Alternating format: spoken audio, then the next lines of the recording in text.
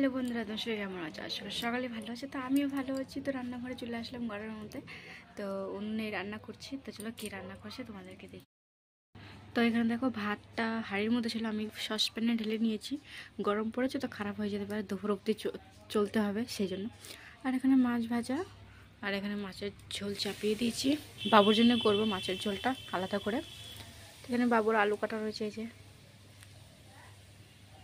তো চলো আর দেখি আর কি রান্না করতে পারি। খুব গরম পড়েছে, বিশাল গরম। এই গরমের মধ্যে রান্না কয়টা বাজতে গেলে তারা তোমাদেরকে বলি, 8টা 9 হচ্ছে।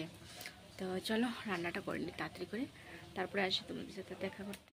তো রান্না বান্না হয়ে গেছে। তো লাস্টে আমি কিছু ভাজবো, তখন বাবু উঠে বললো। তো বাবু এখন খেলা করছে আর আমি একটু বসে আছি। এখন ওর মানে কয়টা বাজে, এখন 9টা 13 হচ্ছে।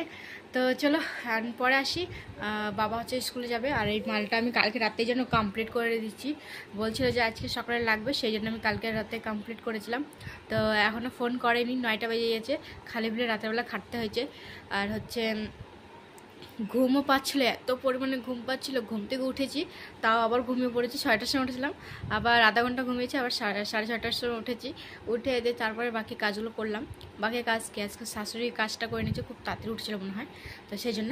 তো চলো আবার পরে আসি, এখন মধ্যে রাখলাম। তো এখানে বাবুকে হচ্ছে ডাল দিয়ে আর বেগুন ভাজা দিয়ে বাবুকে মাখিয়ে দিয়েছি। এখানে বেগুন ভাজা অল্প একটু ভাজেছি, বাবু আমার শ্বশুর খাবে খিচুড়ির সাথে, তো সেই জন্য। আর এখানে আমি দেখো ভাতটা ভেজে নিয়েছি। তো বলেছিলাম যে কি ভাজবো, তো এখানে আমি ভাতটাই ভাজার কথা বলছিলাম। তারপরে সকালকার খাওয়া দাওয়া করার পরে এখানে আমি দইয়ের লস্যি করছি, মিষ্টি দই লস্যি করছি।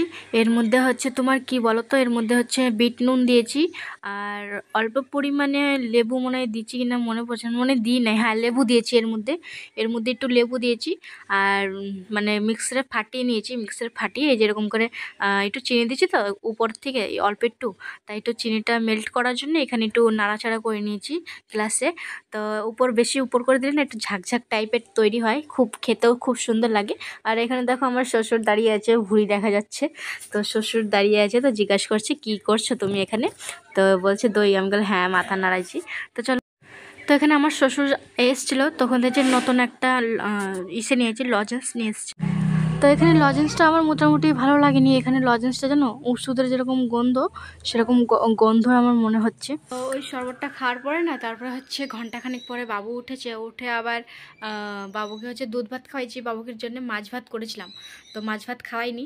ও হচ্ছে গরমে হয়তো মাছ ভাত খেতে চাচ্ছে না, জানি না। তো দুধ ভাত দিয়ে মাখিয়ে দিয়েছিলাম, তো ভালোই খেলো। তো আমিও খেয়ে নিয়েছি। তো খেয়ে দিয়ে ঘরটার মুছে নিচে, বাসন মাজা হয়নি। বাসনের কারণ হচ্ছে বাবুকে খাওয়াচ্ছিলাম, তো পাখাতে বাসন সব শুকিয়ে গেছে, তো ভিজিয়ে রেখে এসেছি। আর এখানে দেখো মালটা আমি তৈরি করে নিচ্ছি। আর প্রচুর গরম পড়েছে, গরম তো পড়েছে এই কয়দিন। তা এখন হচ্ছে মালটা রেডি করে তারপর বাকি কাজগুলো করে নেবো। তো মালটা করতে করতে না আর ভালো লাগছে না যে করবো না। তো চলো কমপ্লিট করে নিই, তারপর আসি তোমাদের সাথে দেখা করতে। তো দুপুরকে খাওয়া দাওয়া করার পর অনেকক্ষণ পরে যে স্নান টান করে সন্ধ্যের সময় এই যে চাউমিন করলাম। তো কেমন হয়েছে খেতে, মনে হচ্ছে ভালোই হবে। ম্যাগি চাউমিন মশলা দিয়ে আছে না, সেই জন্য।